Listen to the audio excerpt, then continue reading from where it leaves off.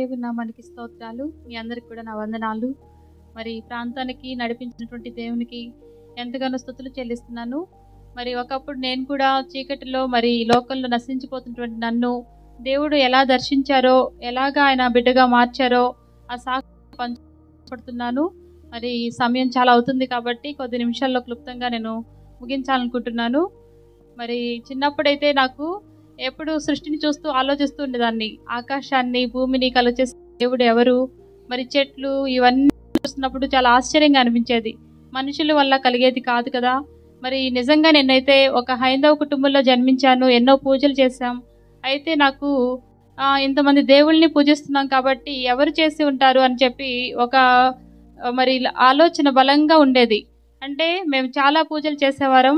అందులో ప్రతిరోజు ఒక్కొక్క దేవునికి పూజిస్తుండేవాళ్ళం. సోమవారం మరి శివుడికి, మరి గురువారం అయితే సాయిబాబా టెంపుల్కి వెళుతూ, మరి సాటర్డే అయితే వెంకటేశ్వర స్వామి అని ఇలాంటి భక్తి చేస్తుండేవాళ్ళం. కానీ నాలో ఒక వేదన ఉండేది. సృష్టికర్త అంటాం కానీ సృష్టికర్తలు అనం కదా. మరి నిజంగా ఈ సృష్టి అంతటినీ సృష్టికర్తే చేశాడని అన్నట్లయితే నేను చేసినటువంటి భక్తి ఎవరికి చెందాలి అన్నట్లుగా, నిజమైన దేవుడు ఎవరు అన్నట్లుగా ఒక ప్రశ్న బలంగా లోతుగా ఉండేది. అయితే ముస్లిమ్స్ అంతా అల్లా అని ఒక దేవునికే పూజిస్తున్నారు, క్రైస్తవులంతా యేసు ప్రభు అని చెప్పి ఒక దేవునికే ప్రార్థిస్తున్నారు. మరి మనమెందుకు ఒక దేవునికి కాకుండా ఇంతమంది దేవుళ్ళకి మరి పూజలు చేస్తున్నాం? ఇది చేసే భక్తి కరెక్టేనా అని చెప్పి బయటకైతే చేస్తున్నాం, కానీ ఎన్నో మొక్కుబళ్ళు చేస్తూ బలులు అర్పిస్తూ మరి కోళ్ళని మేకల్ని బలులు ఇస్తున్నాం. కానీ నా హృదయంలో అయితే వేదన ఉండేది. నేను చేసే భక్తి సరైనదేనా? మరి ఈ భక్తి చేయడం వల్ల నేను మోక్షం అందుకుంటానా అన్నట్లుగా. మరి హిందువులుగా ఉన్నప్పుడు రకరకాల ప్రశ్నలు అంటూ ఉంటాం. ఏంటంటే మంచి పుణ్యకార్యాలు చేస్తుంటే వచ్చే జన్మలో ఒక మంచి జన్మను మనం పొందుకుంటాం అన్నట్లుగా కొంతమంది మాట్లాడేవారు. మరి కొంతమంది అయితే మనుషులకి 7 జన్మలు ఉంటాయి అని మాట్లాడేవారు. అయితే కొంతమంది అనేవారు వచ్చాక మరి చనిపోయాక ఏమవుతుందో ఎవరికి తెలుసు అన్నట్లుగా మాట్లాడేవారు. కొంతమంది అయితే మనం చేసే పాప పుణ్యాలు బట్టి మరి స్వర్గానికి కానీ నరకానికి కానీ వెళతామని చెప్పేవారు. ఒక ఖచ్చితమైనటువంటి మాట అయితే మనకు అక్కడ వినపడదు. అయితే నేను సినిమాలు బాగా చూసేదాన్ని. ఆ సినిమాలు చూస్తున్నప్పుడు అక్కడ కనిపించే సన్నివేశాలు, మరి నరకం గురించినటువంటి సన్నివేశాలు నాలో బలంగా ఉండేవి. అంటే ఒకవేళ అగ్నిగుండం ఉంటుందేమో, అగ్నిగుండంలో పడిపోతే ఎలా ఉంటుంది అని చెప్పి ఆ యొక్క అగ్నిగుండానికి వెళితే నా పరిస్థితి ఏంటి అన్నట్లు, మరి దాన్ని తప్పించుకునే మార్గం ఉందా అన్నట్లుగా ఆలోచిస్తూ ఉండేదాన్ని. అయితే 8th క్లాస్లో ఉన్నప్పుడు, 8వ తరగతి చదువుతున్నప్పుడు ఒక అమ్మాయి నాతో ఒక మాట చెప్పింది. యుగాంతం వస్తుంది, ఈ లోకం అంతమైపోబోతుంది, అయితే యేసు ప్రభుని నమ్ముకున్న వాళ్ళకే పరలోకం లేకపోతే నరకం అని చెప్పి ఒక మాట చెప్పింది. అది ఇంటర్వెల్ టైం అనమాట. ఆ మాట చెప్పినప్పుడు ఇంకా తర్వాత మాటలు నేను అడగాలనుకున్నా కానీ అడగలేదు. ఆమె కూడా ఇంకెక్కువ చెప్పలేదు. అది కొంచెం సమయంలోనే ఒక మాట చెప్పి నాలో ఒక ప్రశ్న పుట్టింది. నేను యేసు ప్రభుని నమ్ముకోలేదు కాబట్టి చనిపోతే ఖచ్చితంగా నేను నరకానికే వెళతాను అని చెప్పి, మరి నాకు విడుదల ఉందా? మరి నేను రక్షణ పొందడానికి వీలవుతుందా లేదా? అంటే ఒక క్రైస్తవురాల్ని కావాలి అంటే అది ఎంతో పెద్ద కార్యక్రమం అన్నట్లుగా, అది అసాధ్యం అన్నట్లు, చాలా కష్టమని మత మార్పిడిలాగా భావించాను. కానీ నిజంగా యేసు ప్రభుని మన యొక్క అంతరంగంలో విశ్వసించడం ద్వారా ఆయన బిడ్డలమవుతామని నాకు చాలా కాలం తర్వాత తెలిసింది. అయితే ఒక రోజు ఏమైందంటే అనుకోకుండా మరి మందిరంలో అడుగుపెట్టడం జరిగింది. అది 2002వ సంవత్సరం అనమాట. ఆ టైంలో మరి చర్చిలో ఒక పాస్టర్ గారు కొన్ని మాటలు చెప్తున్నారు బైబిల్లోంచి. యేసు ప్రభువు ఈ లోకానికి వచ్చింది మరి మన కోసం ప్రాణం పెట్టడానికే, ఆయన నీ కోసం ప్రాణం పెట్టాడు అని చెప్పి చెప్తున్నప్పుడు నాకు చాలా ఆశ్చర్యంగా అనిపించింది. ఏంటి ఇంతమంది దేవతలకి ఇన్ని పూజలు చేసినా నాకు దేవునికి తెలుసు అన్నటువంటి భావనే ఎప్పుడు కలగలేదు. దేవుడు నన్ను ప్రేమిస్తున్నాడు అన్నటువంటి విషయం నాకు చాలా కొత్తగా అనిపించింది. అంటే ఇంత గొప్ప దేవుడు ఉన్నాడా, ఇంతకాలం ఇలాంటి దేవుడు నేను మిస్ అయిపోయాను అన్నట్లు ఆ రోజు అదొక మరి పండగ రోజులాగా హృదయం ఎంతో సంతోషంతో నింపబడింది. దేవుడేంటి మన కోసం రావడం ఏంటి, మన కోసం ప్రాణం పెట్టడం ఏంటి, అంత గొప్ప దేవుడు ఈ లోకానికి వచ్చింది మన కోసమా, ప్రాణం పెట్టింది మన కోసమేనా అని చెప్పి నేను ఆ సంతోషాన్ని మరి తట్టుకోలేనంత అధికంగా అనుభవించాను. ఆ రోజు నాకు అనిపించింది ఏంటంటే, ఇంత గొప్ప దేవుడు దొరికాడు కాబట్టి, మరి నా కోసం ప్రాణం పెట్టిన దేవుడు దొరికాడు కాబట్టి ఆ దేవుని కోసం నేనేం చేయగలను అని చెప్పి ఆలోచన పుట్టింది. నిజంగా మరి బైబిల్లో ఒక వ్యక్తి ఉంటారు, లూదియా, ఆమె దేవుని మాటలు వింటున్నప్పుడు హృదయం తెరవబడింది అని చెప్పి మనం చదువుకుంటున్నాం. మరి నిజంగా దేవుడు నా హృదయాన్ని ఆ రీతిగా తెరిచాడేమో ఆ రోజు. ఇంకా ఎలా అనిపిస్తుందంటే, ఒక మనిషి మన కోసం ఏదైనా చేస్తే ఎంతో కృతజ్ఞతాభావం చూపిస్తాం కదా. పలానా మనిషి నన్ను ఆ రోజు అలా ఆదరించబట్టి ఈరోజు ఇలా ఉన్నాను, లేదంటే వారు నాకు ఎంతో సహాయం చేశారు, లేకపోతే ఈ పరిస్థితిలో నేను ఉండేవాడిని కాదు అని ఒక మనిషి సహాయం చేస్తేనే మనం ఎంతో గొప్పగా వారి గురించి చెప్తూ ఉంటాం. మరి ఈ ప్రాంతంలో మరి తాపి మేస్త్రి గారు వచ్చారు రాళ్ళతో, కానీ ఆయన అంటుంటారు, నాకు అప్పుడు ఆయన ఎంతో సహాయం చేశారండి రెడ్డి గారు, లేకపోతే ఈరోజు నేను ఇలా ఉండేవాడిని కాదని చెప్తున్నారు మొన్న. అలాగా మరి ఒక మనిషి సహాయం చేస్తేనే ఆ మనిషి సహాయాన్ని మనం జీవితాంతం గుర్తుంచుకుంటాం. కొందరైతే మరి కృతజ్ఞత రహితులుగా ఉంటారు, చేసిన మేలు మర్చిపోయి నీవెవరన్నట్లుగా ప్రవర్తిస్తారు. కానీ సహజంగా మనలో అటువంటి నైజం ఉంటుంది. ఏంటంటే ఎవరైనా మేలు చేస్తే వారికి ఎంతో మరి కృతజ్ఞత తెలియజేస్తాం. మీ మేలు మర్చిపోలేమండి అని వారికి మనం చేయగలిగిన సహాయం ఏదైనా ఉంది అంటే భవిష్యత్తులో అది చేయాలని ప్రయత్నిస్తుంటాం. అయితే దేవుడే మన కోసం ప్రాణం పెట్టారంటే ఆ దేవుని యొక్క మరి త్యాగాన్ని, ఆ ప్రేమని మరి నేను దానికి ఏమి చెల్లించగలను అన్నట్లుగా మరి మొట్టమొదటిగా అయితే అనిపించింది. మరి ఆ కొరడాలు కూడా, నా కొరడా దెబ్బలు తిన్న దేవునికి నేనేం చేయలేను కదా, నేనేమన్నా చనిపోతే ఆయన్ని చూడొచ్చు అన్నటువంటి ఆశ ఒకటి కలిగింది. అంటే ఈ లోకంలో ఉన్నంతకాలం ఫిజికల్గా ఆయన్ని మనం చూడలేం కాబట్టి మరి చనిపోయిన రోజు ఆయన్ని చూడొచ్చు అన్నట్లుగా ఎప్పుడు యేసుప్రభుని చేరాలి, ఎప్పుడు యేసుప్రభుని చూడాలో అని చెప్పి నా యొక్క మనసంతా అలాంటి ఆలోచనలతో ఉంది. అయితే నాకు అనిపించింది, మరి ఇప్పటి వరకు నేను యేసుప్రభుని తెలుసుకోకుండా మరి నా జీవితం వ్యర్థమైంది కనుక ఇప్పుడైనా మా ఇంటి వారికి నేను ఈ వార్త తెలియచేయాలి. యేసుప్రభువే ఈ లోకానికి మన కోసం వచ్చారు, మన కోసం ప్రాణం పెట్టారు, ఆయన ద్వారానే మనకి రక్షణ అని చెప్పి ఇంటిలో మరి వారందరూ రక్షణ పొందాలి. మరి కుటుంబీకులు మాత్రమే కాదు, నా చుట్టూ ఉన్న వారికి ఈ మాట నేను తెలియచేయాలి. బంధువులు, మిత్రులు ఎంతోమంది ఉన్నారు కదా, వారందరికీ నేను ఈ విషయం చెప్పాలి అన్నటువంటి ఆలోచన ఒకటే నాలో బలంగా ఉంది. కానీ ఇంకా వేరే ఆలోచనలు ఏమీ లేవు. అప్పటి వరకు నాకుండే ఆలోచనలు ఎలా ఉండేయంటే, నేను బాగా చదువుకోవాలి, మంచిగా స్థిరపడాలి, ఓ మంచి ఉద్యోగం పొందాలి, తర్వాత ఒక మదర్ తెరిసా లాగా సమాజానికి సేవ చేయాలి, అంటే సోషల్ సర్వీస్, దేవుని సేవ కాదు, అలాగా అనుకుంటూ ఉండేదాన్ని. కానీ ఆ రోజైతే నాకు అనిపించింది, నేను బ్రతికితే, మరి పౌలు గారు ఫిలిప్పీలకు రాసిన పత్రికలు అంటారు, బ్రతుకుట క్రీస్తే, చావైతే నాకెంతో లాభం, కానీ నేను మీకోసం బ్రతకాలి, నేను ఈ రెండు తలంపుల మధ్య ఇరుకున పడి ఉన్నానని ఒక మాట ఉంది. అయితే నాకు అప్పుడు ఆ మాట తెలియదు, కానీ నాలో మాత్రం చనిపోతే బాగుంటుంది, యేసుప్రభుని చూడొచ్చు అన్నటువంటి ఆలోచన.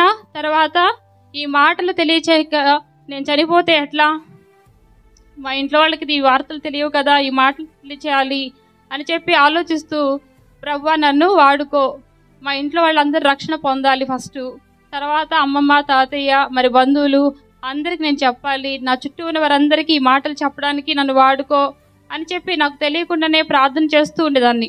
ఇంకా ఇంట్లో కూర్చుని ఎప్పుడు బైబిల్ చదువుతూ ఇదే ప్రార్థన చేస్తూ ఉంటే నా ప్రవర్తన అంతటిని గమనిస్తున్నటువంటి మా అమ్మ నాన్న కూడా ఆశ్చర్యంగా, ఏంటి ఈమెలో ఇంత మార్పు వచ్చింది, ఈమె ఎప్పుడు కూడా టీవీ చూస్తూ ఉండేది కదా, ఎలా ఇలా మారిపోయిందని చెప్పి వారికి ఒకలాంటి ఆలోచనలు కలిగాయి. మా అమ్మకైతే ఒక ఆశ ఉండేది, ఏంటంటే మా నాన్న బాగా త్రాగేవారు, మరి ఆ మందు నుంచి విడుదల పొందాలని చెప్పి, మరి క్రైస్తవులకైతే మంచి అలవాట్లు ఉంటాయి కాబట్టి మా నాన్న కూడా మారాలి అన్నట్లుగా ఆశ ఉంది. కానీ ఆమె నిజదేవుని గురించి తెలుసుకోవాలన్న ఆశ అయితే ఆమెలో లేదు. అయితే ఎప్పుడైతే నేను మందిరానికి రావడం ప్రారంభించానో ఒక వారం తర్వాత ఇంట్లో వారు కూడా, అమ్మ నాతో వచ్చింది, ఇంటి ఎదురుగా ప్రార్థన కూడిక ఏర్పాటు చేశారు. మరి అక్కడికి వెళ్ళాం, పాస్టర్ గారు చెప్పే మాటలు వింటున్నాం. అయితే మా అమ్మ అంది, మన ఇంటి మీద కూడా ప్రార్థన పెట్టించుకుంటే బాగుంటుంది అని చెప్పి అన్నారు. అయితే పాస్టర్లకంటే ఎంత ఆశ దేవుని మాటలు చెప్పాలని. అయితే ఆ రోజు మేము అడగగానే మరి నెక్స్ట్ వీక్కి సౌండ్ సిస్టమ్ అవన్నీ తీసుకుని ఆ పాస్టర్ గారు మా ఇంటికి వచ్చారు. మా అమ్మకి నాకేమో లోపల భయం వేస్తుంది, అమ్మో ఇప్పుడు పాస్టర్ గారు వచ్చారు, మా నాన్న ఏమైనా అంటారేమో, మేమేమో పిలిచాం కానీ ఈ సౌండ్ సిస్టమ్ ఇవన్నీ తీసుకొచ్చారేంటి అని చెప్పి, ఇప్పుడు ఏం జరగబోతుందని చెప్పి అమ్మ నేను భయపడుతున్నాం. కానీ ఆశ్చర్యం ఏంటంటే, అప్పటి వరకు ఎంతో భయంకరంగా తాగేటువంటి మా నాన్నలో ఒక కార్యం జరిగింది. ఆ రోజు మీటింగ్ అయిపోయాక మా నాన్న మా పైన ఏమంటారో అని చెప్పి ఆలోచిస్తున్నాం. కానీ అప్పటి నుంచి త్రాగుడు మానేశాడు. హల్లెలూయా. నిజంగా ఎక్కడ అంటే అక్కడ సిగరెట్ పెట్టెలు ఎన్ని ఉంటాయంటే మా ఇంట్లో ఆయన కూర్చున్న చోటల్లా, అంటే గదిలో బెడ్రూమ్లో ఒకటి, ఇంకా ఎక్కడ అరుగు మీద కూర్చుంటే అక్కడ, మెట్ల మీద కూర్చుంటే అక్కడ ఎన్ని సిగరెట్లు తాగుతారంటే రోజుకొచ్చి చాలా అనమాట, లెక్కలేని తాగేవారు. అలాగే మందు కూడా ఎంత అంటే రోజుకి కనీసం 2 సార్లు, మరి మధ్యాహ్నం సాయంత్రం అలా తాగుతుండేవారు. ఇంకా పండుగలు వచ్చినా సండేస్ వచ్చినా ఇంకా 3 సార్లు తాగేవారు. ఇక నాకైతే సెలవు అంటే ఇష్టం ఉండేది కాదు.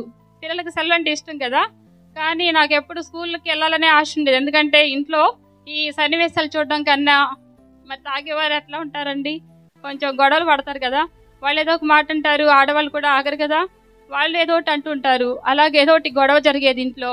అవన్నీ చూడడం కన్నా చక్కగా స్కూల్కి వెళ్ళిపోవడం మంచిది అని చెప్పి నేను అసలు స్కూల్ మానేదాన్ని కాదు. నాకు 100% అటెండెన్స్ ఉండేది. అయితే తర్వాత మా నాన్నలో వచ్చిన మార్పు చూసి అందరూ కూడా ఆశ్చర్యపోయారు. ఎలా అంటే ఈయనేంటి ఇంత భయంకరంగా మారిపోయాడు అని చెప్పి చాలామంది ఆయన మీద మరి సవాల్ వేశారు. నీతో ఎలాగైనా తాగిపిస్తానని చెప్పి అలా చాలామంది లోకంలోనికి లాగాలని చెప్పి ప్రయత్నించారు. కానీ ఎంత గొప్ప కార్యం అంటే ఈ రోజు వరకు ఆయన మరలా వెనుతిరగలేదు. ఎంతో భక్తిగా ఉన్నారు. ఆయనలో వచ్చినటువంటి మార్పుతో చాలామంది కూడా దేవుని దగ్గరికి వచ్చారు. అయితే మా బంధువులు మిత్రుల కోసం నేను ప్రార్థిస్తున్నాను కదండి, వాళ్ళ కోసం నేను ఒక ప్రార్థన చేసేదాన్ని. యేసయ్య, గాయం చేసే హస్తాలు నీవే, గాయం కట్టే హస్తాలు నీవే కనుక ఏదైనా గాయం చేసైనా సరే మా ఇంటి బంధువులు మిత్రులు అందరినీ కూడా దర్శించండి. వారికి ఏదైనా అనారోగ్యం వచ్చినా పర్వాలేదు.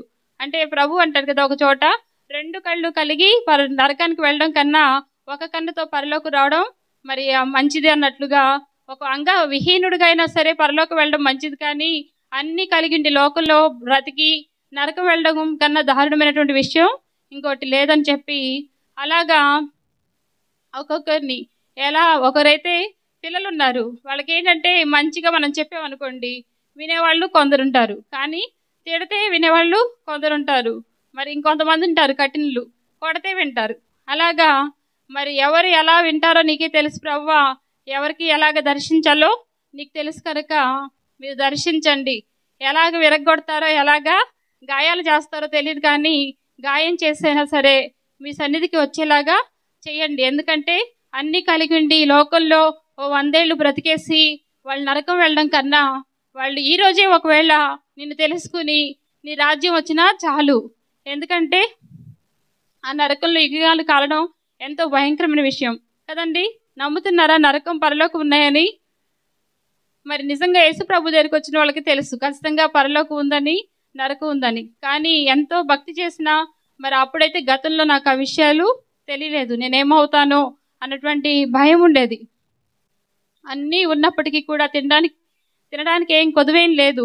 మరి ఏ అనారోగ్యాలతో మేము దేవుని దగ్గరికి రాలేదు, కానీ మరి అన్నీ మంచిగా ఐశ్వర్యం ఉంది, మంచి ఆరోగ్యం ఉంది. అన్నీ ఉన్నప్పుడే మరి నిత్య జీవం గురించినటువంటి ఆలోచనలు నాలో మెదలాడుతూ ఉన్నాయి. అవి మరి దేవుని దగ్గరికి నన్ను నడిపించాయి. మరి ఎక్కడ మనం ఉన్నామో కానీ మనల్ని ఎవరు చూడలేకపోవచ్చు, కానీ దేవుని కన్నులు మనల్ని ఎప్పుడు చూస్తూనే ఉంటాయి. అలాగా మరి మా జీవితంలో నేను చేస్తున్నటువంటి మరి ప్రార్థన దేవుడు ఎలాగ దర్శించారంటే, ఒక్కొక్కరుగా అమ్మమ్మ తాతయ్య కూడా దేవుని దగ్గరికి వచ్చారు. వాళ్ళు ఎలాంటి భక్తులంటే మరి కాజులో మరి విగ్రహాలు నెలకొల్పి వాటికి బలులు ఇస్తూ ఎంతో ఘనంగా మరి దేవునికి పూజలు చేస్తూ అట్లా ఉండేవారన్నమాట. అలాంటి వారు మారడం అంటే కష్టమేమో అన్నట్లుగా అనిపించింది, కానీ దేవునికి అసాధ్యమైంది ఏమీ లేదు కదా. దేవుని దగ్గర అడిగిన దానికి జవాబునిచ్చారు. నిజంగా మా తాతయ్యకి మరి టంగ్ క్యాన్సర్ వచ్చింది, కానీ ప్రభు దగ్గరికి వచ్చారు. అయితే మరి లోకంలో ఎక్కువ బ్రతకలేదు, కానీ అప్పటికి ఆయనకి వయసు మరి 60 పైన ఉంటాయిలండి. అయితే దేవుని తెలుసుకున్నారు, మరి దేవుని రాజ్యానికి చేరుకున్నారు. అయితే తర్వాత మా అమ్మమ్మ కూడా మరి దేవుని రక్షణ పొందుకుంది. ఆ తర్వాత మా మేనమామయ్యలు, మరి అత్తయ్యలు, పిన్నులు, పెద్దమ్మలు అందరూ కూడా దేవుని దగ్గరికి వచ్చారు, రక్షణ పొందుకున్నారు. అలాగా దేవుడు కార్యం చేశారు. మరి చీకటి జీవితాల్లో వెలుగునిచ్చేది దేవుని మాట. మరి ఒక మాట చదువుదాండి బైబిల్ నుంచి, కీర్తనలు 33వ కీర్తన 12వ వచనం. యెహోవా తమకు దేవుడుగా గల జనులు ధన్యులు. ఆయన తనకు స్వాస్థ్యముగా ఏర్పరచుకున్న జనులు ధన్యులు. నిజంగా మరి ఈ లోకంలో ధన్యకరమైన జీవితం ఏంటంటే యెహోవా దేవుడిని దేవుడిగా మనం మన జీవితాల్లో కలిగి ఉండడం, ఆయనకి స్వాస్థ్యంగా మనం ఆయన బిడ్డలంగా మార్చబడడం అనేది గొప్ప ధన్యకరమైనటువంటి విషయం. ఆ విషయాలను బట్టి ఎప్పుడు కూడా మనము దేవుణ్ణి స్తుతిస్తూ ఉండాలి. మన యొక్క ఆశలు మరి ప్రభు కోసమే అయి ఉండాలి. ఎందుకంటే ఆయన మన కోసం ప్రాణమే పెట్టారు. ఆయనకి మనం ఏమి ఇవ్వగలమండి? మన యొక్క కానుకలతో ఆయన రుణం తీర్చగలమా? లేకపోతే వేణోళ్ళ పొగిడిన ఆయన యొక్క రుణము మనము తీర్చలేం. అలాగా మరి ఇంకా మన ప్రాణాన్ని ఒకవేళ ఆయనకు అర్పించినా కూడా ఆయన ప్రాణమే మనకిచ్చారు. ఇంకా మన ప్రాణం ఆయనకి ఇస్తే అది ఎక్కువ కానే కాదు. కానీ ప్రభు ఏం కోరుతున్నాడంటే మన హృదయాన్ని కోరుతున్నాడు. నీ హృదయాన్ని దేవునికి ఇవ్వడానికి నువ్వు సిద్ధమేనా? ఎందుకంటే ఆయనకి ఏమిచ్చినా ఆయన రుణం తీర్చలేం. కానీ ఆయనకి ఎటువంటి ఆశ ఉందంటే నా హృదయం, నీ హృదయం దేవునికి ఇవ్వాలని ఆయన కోరుకుంటున్నాడు. అలా ఇచ్చినట్లయితే మరి ఒక మాట ఉంటుంది ప్రకటన గ్రంథంలో, హృదయం అన్న ద్వారం అందుండి తట్టుచున్నాడు. ఆయన స్వరం విని ఎవరైతే తలుపు తీస్తారో వారి చెంతకి వచ్చి ఆయనతో కలిసి భోజనం చేస్తానని చెప్పి ప్రభు వాగ్దానం ఉంది. ఏంటంటే దేవుని మాటలు మనకి ఇలా వినపడుతున్నప్పుడు మనం చెవి యొగ్గాలి. ఆయన మాటలకి ఓకే నేను నమ్ముతున్నాను ప్రభువా, నువ్వు నాకు కావాలి అని యాక్సెప్ట్ చేసినట్లయితే ఖచ్చితంగా ఆయన మన హృదయంలోనికి వస్తాడు. నిజానికి మన దేవుడు ఎంతో గొప్ప దేవుడు. ఆకాశమే ఆయన సింహాసనం, ఈ భూమి ఆయన పాదపీఠం. అటువంటి గొప్ప దేవుడు మరి ఎంత చిన్నగా మన కోసం తగ్గించుకుంటున్నారంటే మన యొక్క గుండె ఎంత ఉంటుందండి? గుప్పెడంత కదా. మన యొక్క చెయ్యి అరచేయి ఇలా పిడికిలు బిగిస్తే ఎంత ఉంటుందో అంతే గుండె మనకుంది. కానీ ఆ హృదయంలోనికి దేవుడు రావడానికి ఇష్టపడుతున్నాడు.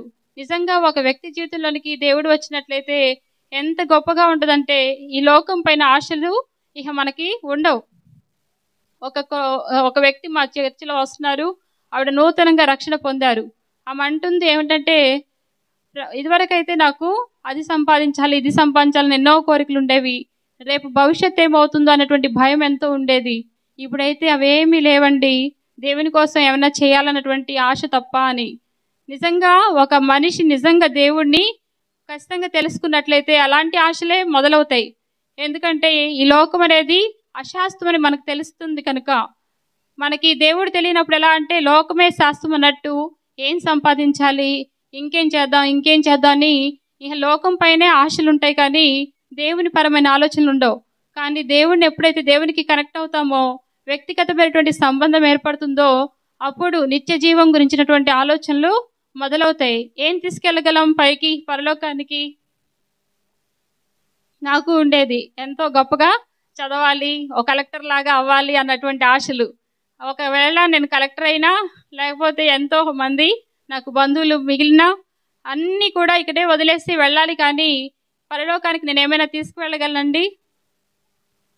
ఈ లోకంలో ఒకవేళ గొప్ప ధనవంతునిగా మనం ఉండి మరి ఉంటుంది కదా, ఒక ధనవంతుడు లాజరు స్టోరీలో ధనవంతుడు అంటే రోజు కూడా ఎంతో మంచి బట్టలు వేసుకుంటూ ఎంతో సుఖంగా జీవించాడు.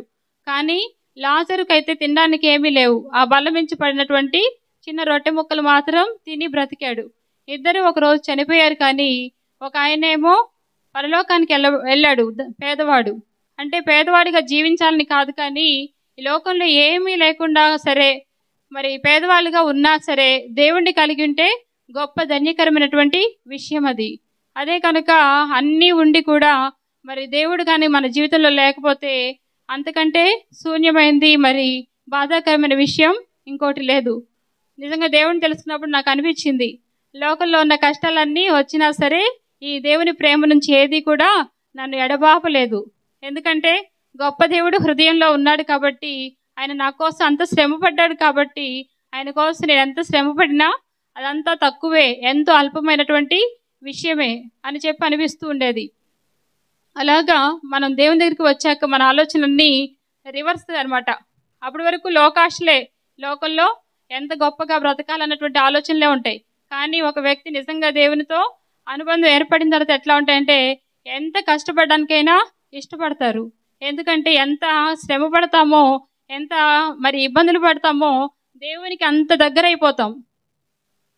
దేవునితో దగ్గర అవడం మరి బాగుంటుందా లేదా అనిపించేది. ప్రవ్వా, ఇంకెన్ని కష్టాలు వచ్చినా సరే దేవునికి మరి నీకు దగ్గరగా నేను రావడానికి నాకు సహాయం చేయి.